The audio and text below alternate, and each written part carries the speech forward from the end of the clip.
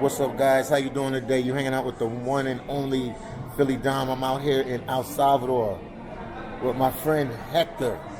How's it going, guys? Yeah, Hector, how's it been, man? It's been a roller coaster. Been a roller coaster? Yeah, good things, bad things, as everyone else's lives, but it's going well, man. Okay. Well, today I just wanted to talk with you. I ain't seen you in 2 years, man. It's been a while. It's been a couple years, yeah. Yeah, 2019. Yeah, it was around this time, I guess. Yeah, it was this time, 2019. Yep, Yeah. around this time. We were at a coffee The shop. coffee shop in Multi Plaza. Yeah, that was 2 years ago. I actually had just shown the video to some of my friends. I was looking for the video, but I had to go through the old, sort through the oldest to the newest, and then I found the video. Yeah. Right. All right. That's Yeah. all right, man. So I wanted to ask you a lot of questions because a lot of stuff been going on in El Salvador. The big question I want to ask you is about this. What do they call it? Cryptocurrency. You guys stepped out on a limb. Out of 197 countries, because that's how many countries in the whole world. Oh, really? Yeah, 197 countries. You guys are the first country to make cryptocurrency, a legit tender next to the U.S. dollar here in your country. Yeah. How did that come about, or anything you know a little bit about that? Because I know you're a computer guy. Yeah.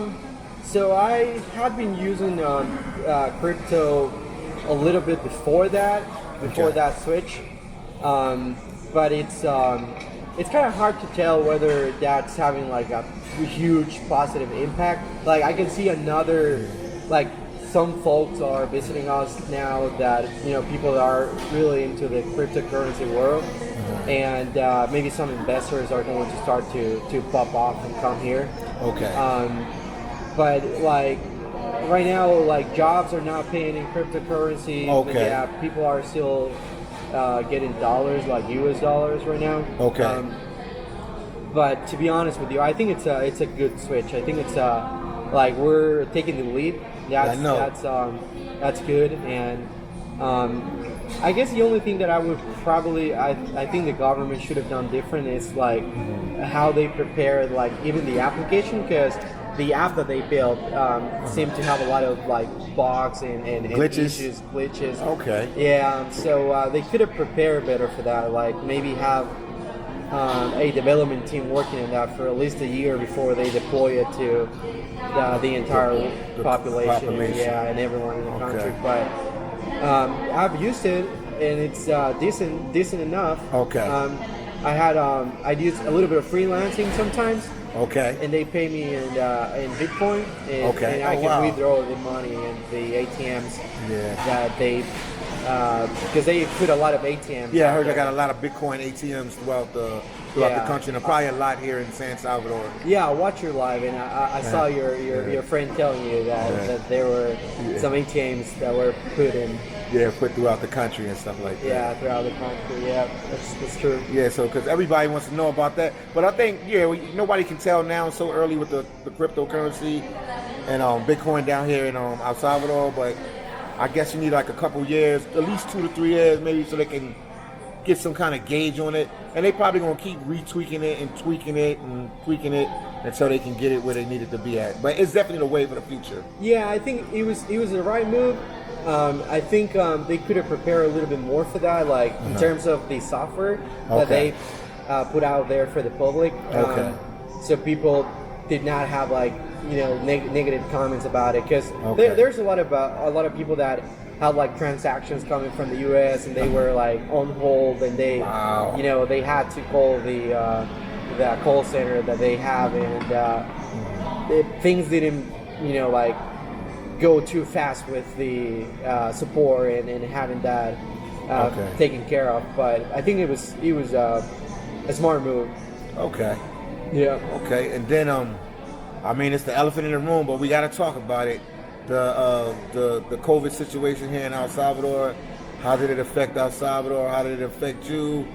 How did it affect the job market? How did it just affect because it affect the whole world, but I wasn't down here in El Salvador. You're from El Salvador. You're down here. Yeah. How did it affect you guys as a country? I think, with all honesty, it affected us greatly.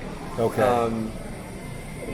A lot of people die here, and even though we took a lot of precautions, because I think our president was one of the highest or greatest evaluated in terms of how he handled the COVID situation here. But like me personally, I lost my grandpa to COVID. Sorry to hear year. that. Yeah, and a lot of people lost family members, and I think, I don't think any country was prepared for this, but I don't think so at all.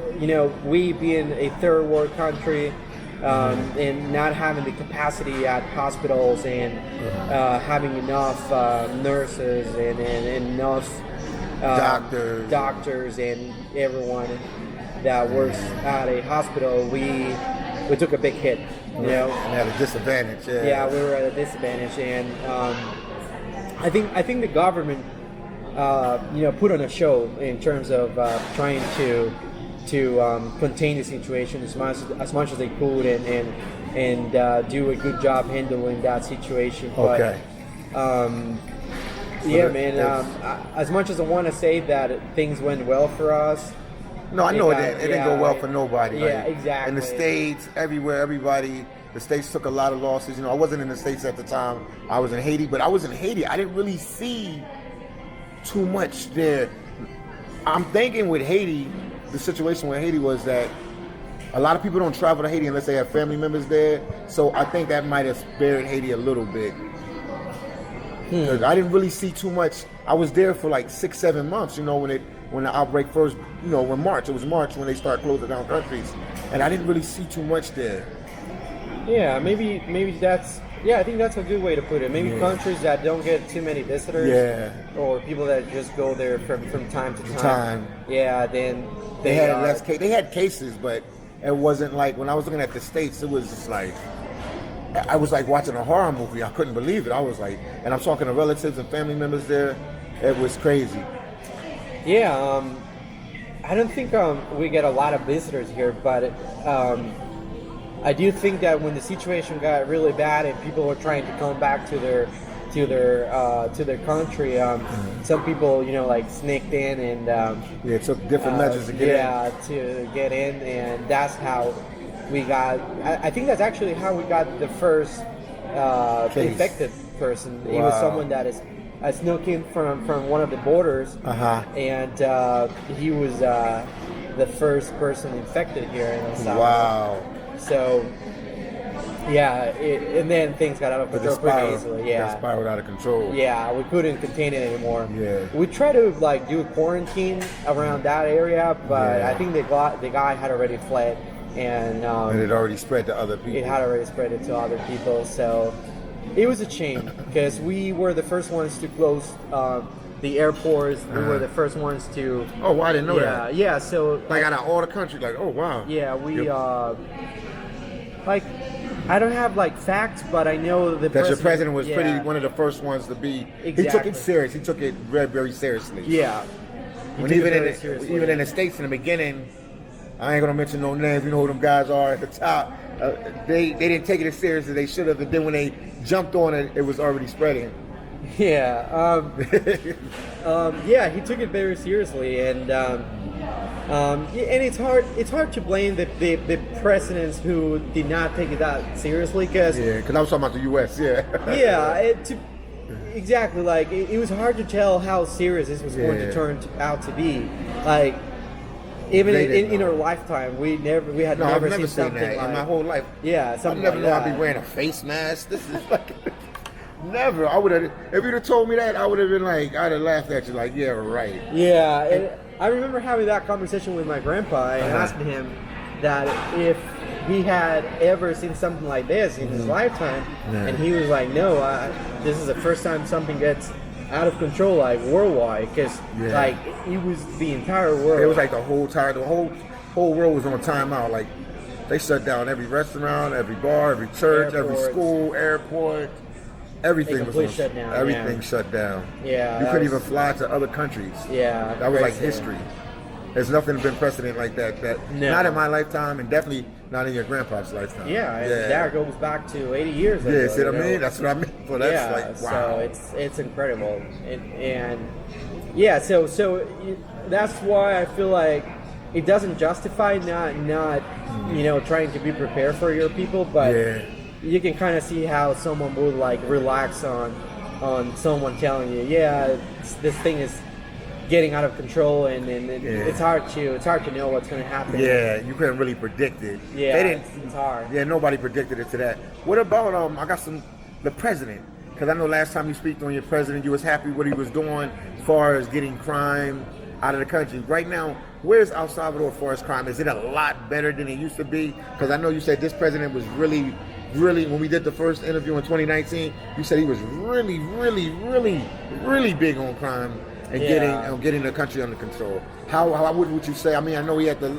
COVID like put a dent in everybody's situation, but what would you say about what he's trying to do? Yeah, I feel like he was doing a lot of like he was really big on crime when he first started, and I feel like then he because of the COVID situation, he had to like drop the ball on crime and try to focus on saving people's lives and keeping people breathing in the country. Yeah, exactly. But I feel like he needs to step up his game. In crime, and I feel like there are times where crime is getting out of control. I think it was about a month ago that like around 35 people were killed like in 2 or 3 days. So it was like a short time range, and a lot of people were murdered. So I feel like he has dropped the ball a few times on crime, but overall we're doing better. That's for sure. Yes. Yeah, and I think something that maybe we need to point out is that the country has really remained being a safe country for foreigners. Okay, that's what I want. Like up until now, and we talked about this in the first interview. I have never heard of a foreigner or a visitor getting like some serious trouble, like kidnapped or murder or anything like that. That's it.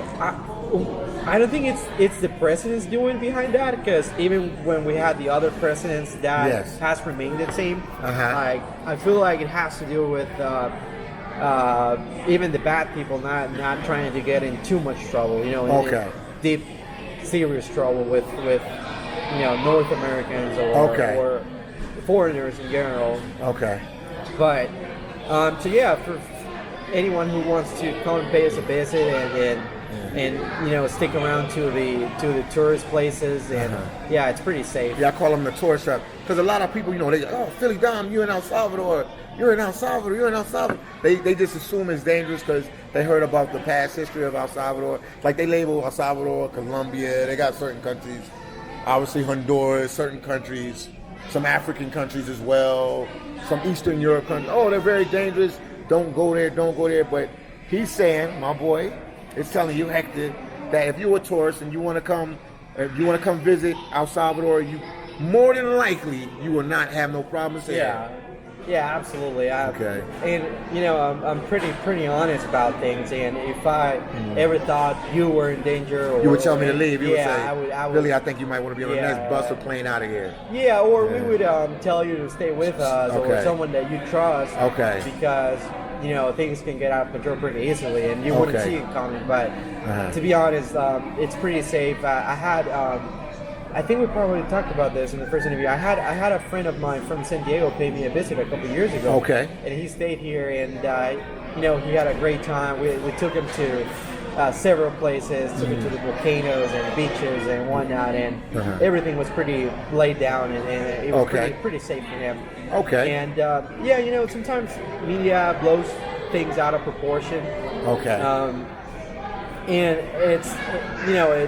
it's true. The country, it's not 100% safe. But what country is it? No place is 100% safe. The U.S. I'm from Philadelphia, Pennsylvania, and my city is like one of the most dangerous places in the United States. You can Google it.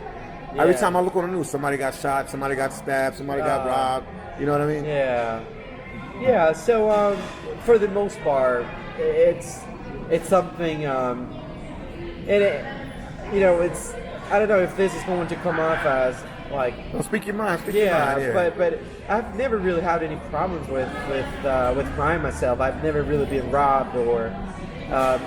Mine has to do with me not going to bars and discos and hanging with a certain crowd of people. Yeah. Because sometimes the crowds you keep, even though you could be a good person, Yeah. sometimes the crowds you keep, they could be doing something. And then some people, it's good.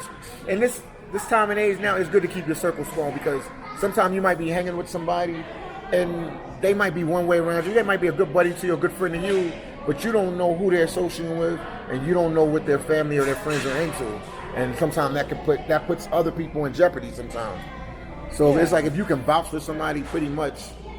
Yeah, that's. I feel like a good way to keep yourself safe here is to be pretty mindful of the people that you hang out with, who your Okay. friends are. Okay. And you're not gonna have any problems, And we human beings are pretty good at identifying who's someone that you can get along with and who's someone that Yeah. likes you back and that's someone that true. you can trust.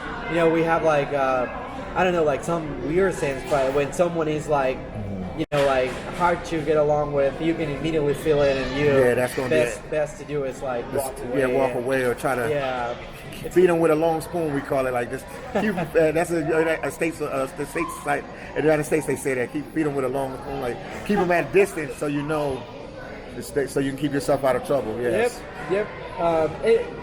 We can put our example. Like we've been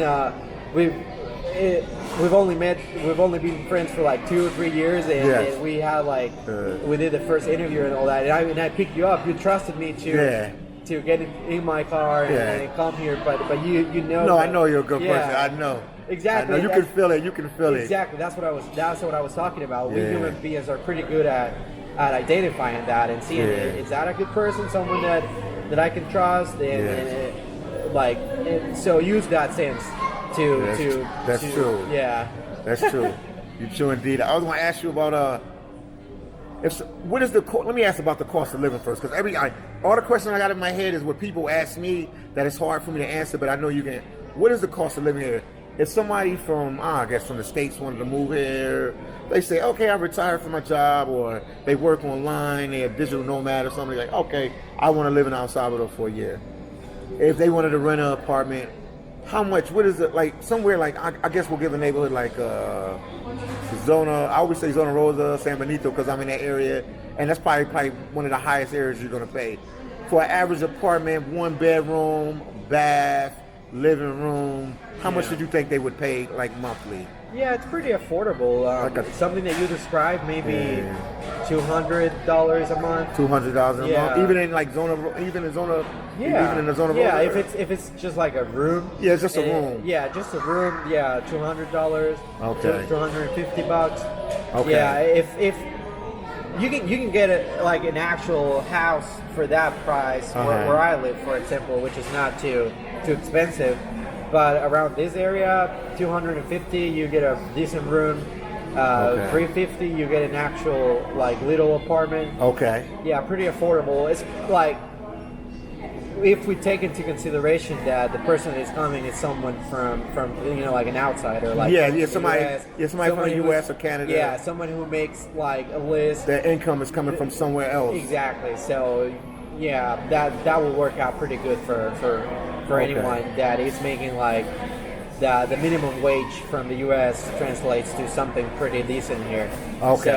So yeah, pretty affordable in those terms. Okay, what is minimum wage here?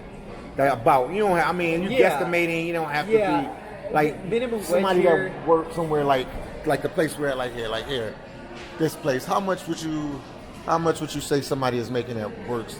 Because they look like they would start some of them off at minimum wage. Yeah, so I would say, I think it's 400 something, like 430, like $430. Okay. That's the minimum wage. It's pretty bad. So making like $4 an hour. Like how would they?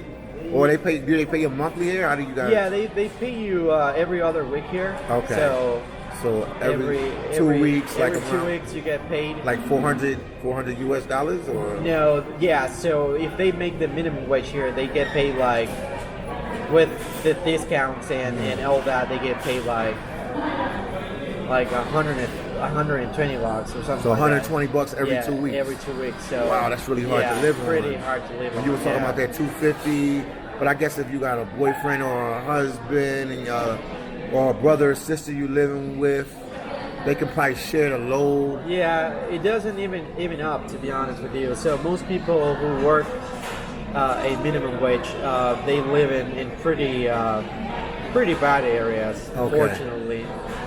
Wow. Yeah, it's pretty sad because there's a lot of people with talent. Uh-huh. There's very talented people. Okay. It's just that they haven't had the opportunities to study or to be raised with the proper mentality. Okay. Because I feel like you can come from anywhere. You can come from a really poor area or A very poor background or poor whatever. background. But if you have if you were taught well, if you were raised properly by your parents, and you're you have that hunger and that motivation and ambition And that drive, you'll be all right. you'll be You all can make right. yourself out of any situation. Yeah. Exactly. So most people here have had a really rough background and not the opportunity, didn't have the opportunity to study. Uh-huh. Don't speak any second language. Okay. And they don't have the actual mentality, the right mindset. Right mindset to rise above it. Yeah. Exactly. So, Yeah. so most people grow thinking that that's the life that they were given, and They accept that. Yeah, you should never accept that. you have to be ambitious. You have to be ambitious, and you have to want. You Yeah. have to want better, and you need better. Yeah. Yeah. I feel like you need to, if you pray, I feel like Yeah. you need to ask from God. It's to have blessings, but also be granted the wisdom, so you can put your blessings to good use. Yeah, and make the right decisions. Yeah, make the right decisions, because imagine you get a lot of money at a very young age, then you start taking dumb decisions and Blowing it away, cars or just hanging out with the wrong crowd, spending all your money, all your checks, and Yeah. this and that. So Yeah. it's important to be blessed, but also it's important to have wisdom, so you can continue to keep being blessed. to preserve that blessings. Yeah, That's true. That's true. Would you say this is a good place to retire? Because a lot of people, especially in the States and Canada and Europe, they look for countries that they can retire in. Would you say this is a good place to retire? Absolutely. Yeah. Yeah, I would if I were from the U.S. and I wanted to. Yeah. I would definitely do it here. I know we have the same currency, so some people might think, oh, so we're going to be spending dollars there. It's going to so be the same thing. Yeah, but the thing is, everything is a lot cheaper here. So it's true we have the same currency, but at the same time, you're not going to be paying lots of, it's not going to be super expensive. No, it's not. It's not. Yeah. It's not. I was ordering a few things here, it cost me $2. Yeah. So it's not expensive. So it evens out. So when you come here and even if we have the same currency, you're going to notice that the amount of money that you're spending here, it's not nearly as much as you would in the U.S. That's true. Especially if you come from California or New York, New York, Florida, yeah. Chicago, or Illinois. Yeah, they're expensive places, very expensive places to live in the States. Yep. So I would definitely suggest or encourage anyone who wants to retire to come here. You'll have a blast. There's so many places to go here. So many beaches, so many malls and volcanoes and mountains and whatnot. I think hiking trails. I see you guys have everything. Absolutely, man. It's really a blessing. It's an incredible signing, and I would definitely encourage people to have a look and check it out. And it's definitely an untapped market because a lot of people still don't know too much about El Salvador. They don't know. All they know is what the news tell them. That's why I like talking to people like you, Hector, and coming down here and spending time in these countries, because I try to promote the positive side of the country. You can listen to big news stations. Everybody know who the big boys are, and they can take one story and flip it 100 ways and have everybody scared to come to that country. But every place has its yin and its yang, its good and its bad. And El Salvador, like I said, this is my favorite country. I tell everybody, El Salvador, They like Philly. Let me put it on me. Hold on. You like El Salvador? Yeah, this is one of my favorite countries in the whole world. It is my favorite country in the whole world that I have traveled to and hung out. People have been nothing but genuine, friendly. Everybody. Yeah. Everybody's been accommodating. Everybody want to take you out to eat. They want to take you out to drink. They want to take you to see exhibits. They want to take you to the movies. They want to take you to the church. They want to meet their family. Yeah, like, this is a blessed country, man. People don't know that. Yeah. Yeah, people are very, very prompt here. Like, they will offer you, hell, where are you? I'll pick you up. Where, you know, do you need this? You want something? People are very thoughtful, very accommodating, and very prompt, you know. Yeah. You don't get that. Yeah. In the States, you don't get that. Unless somebody knows you. Yeah. Everybody in the States are like, everybody's scared of everybody. So if it's not a good friend or everybody thinks somebody's trying to get them or trying to do something bad to them. So it's not like that. I mean, unless you know the person. But here, El Salvador, you can just be on the street and ask somebody for directions. Yeah, people will help hug you. People will get along with you, have a laugh with you. There's, you know, another thing that really stands out here is that people are very respectful towards older people, towards older races. I don't think you've ever experienced any racism here. No, I had one incident, but the incident that we had, the guy was deported, so he can't be I never classify him. He's El Salvadoran by birth, obviously, but he lives in the States, and when you're in the States, they sort of sometimes you know, they put people go into little boxes. Not everybody, but some people go into little boxes. For the most part, but after that, no, 99% everything's been good. Nothing, no problem after that. It was one incident. That was, I think it was 20. It might have been 2018 when I came here. But that was it. But like I said, the guy was from the States, so I don't blame. So I don't blame. He left when he was a little kid. Yeah, so different mentality. He was probably. And he might be jealous. Hurt, that he had to come back down here. And you know, but that was it. After that, beautiful country, beautiful people, beautiful lifestyle. Yeah, for the most part, you know, like people here don't really get in your business. Yeah, so I think it's pretty good in that sense. Okay. Yeah. And I'm gonna talk about the food a little bit. What food would you recommend somebody if they're coming down here to visit? What type of food? I know you're going to say the all famous pupusas. Yeah. But tell them a little bit about pupusas, what they are. I just had that for dinner. See? Yeah, I just had that for dinner. Yeah, pupusas, they're great, man. We have like a bunch of them. Like there's a variation of them. So we have like 5-6 different types, and they're pretty cheap. So you can order food for your entire family. Say you have like family of 5, you'd be spending like $6 tops. And full, everybody be full. For everyone. It's super cheap, and they're pretty. They taste pretty good. I wish we would have ordered that to show it to the viewers. We'll do another video one of these days, a couple weeks. Yeah, we can go and hang out one of these days. And we can take them maybe to a pupusa shop and eat there. And you can have them explain, and you can explain. And I'm thinking of taking you to the mountains. I'm not sure if you've gone to the tourist attractions and volcanoes. I've been to one volcano, the one right outside of Santa Ana. It's okay, you went to that one. Yeah. There's a few other ones that I'm actually going there tomorrow with my girlfriend. Oh wow, okay. Pretty cool, and now that we're talking about food, I feel like the right way to try out the national dishes is to go to small towns. So it's better than going to like San Salvador or one of these other big cities. Get out of the capital, get out of the big cities, and go to the small towns. And that's the secret, huh? Yeah, and, you know, the people that you see outside on the streets selling food and selling pupusas or empanadas. That's another type of food that we have here. Tamales. Okay. Yeah. So. You would do the right call by buying it from those people outside. Okay. We call it people with carretones or. Yeah. So food's delicious. So food's delicious. I don't know if you've been to Salvador. Yeah. So, you know, the people that you see outside on the streets selling food and selling empanadas. That's another type of food that we have here. Tamales. Okay. You will do the right call by buying it from those people outside. Okay. We call it people with carretones or. Yeah. And the few buddies of me that visited me from the States, they didn't really have any problems like diarrhea or anything. No, I never get that here. Yeah. I never get that here. Yeah, exactly. I got that when I was in Haiti.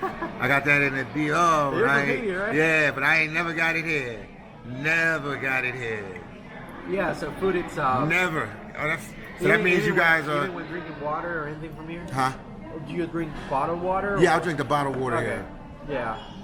So I drink the bottled water. I drink the bottled water from there. Pretty safe to eat anything here. Yeah. Now, this is a beautiful place, beautiful country, beautiful vibe, beautiful everything. We'll try to give the viewers a new perspective. And, yeah, we'll walk around, talking around, and show them a little something. Yeah, exactly. Yeah. So I would really encourage anyone to come and pay us a visit, guys. I think it's a great country. It's pretty safe for foreigners, especially, and it's really cheap as well if you know where to go. And beautiful women too. Yes, beautiful women. How could we forget about that? Yeah. How could we forget about that? Pretty important thing. Yeah. Yeah, beautiful women. Yeah, like, people always ask me on the lives, like, how do women look? How do women look? Yeah. Beautiful women. We got beautiful women here. Yeah. It's the typical Latina body, you know. It's really good looking and kind of like gator booties. He said gator booties. I hear you. Any last words you want to say? We're going to definitely do some more videos, but I think the other one will be a more virtual video. Like I'll go maybe hiking with you or to a volcano, let's do some hiking. Or I don't know, anything, something. I'll go with you to a pupusa shop or work out a little bit. Work out with me, show me the gym, show me what you guys do to have fun down here. Absolutely, the everyday life of an El Salvadorian man in El Salvador. So just thank you for having me here and for inviting me over to do this update of our original interview. And to anyone out there watching this, feel welcome here. Feel at home. Yeah, feel at home. And if you ever want to pay us a visit, I personally offer myself to show you around, guys. And I've done this for a few friends already, and it's a great country. And if you have any questions, I'll try to link up my email. Link my email. I have Twitter, I have Instagram. I don't really use them. You can give me all of them. I mean, you can still get messages and stuff. Yeah, absolutely. You can give them to me, and I'll put it in the description and your name, and they can reach out to you. Okay. Yeah. So grateful for having me, and keep watching, guys. Subscribe and hit the like button. Yeah, Philly down to the world.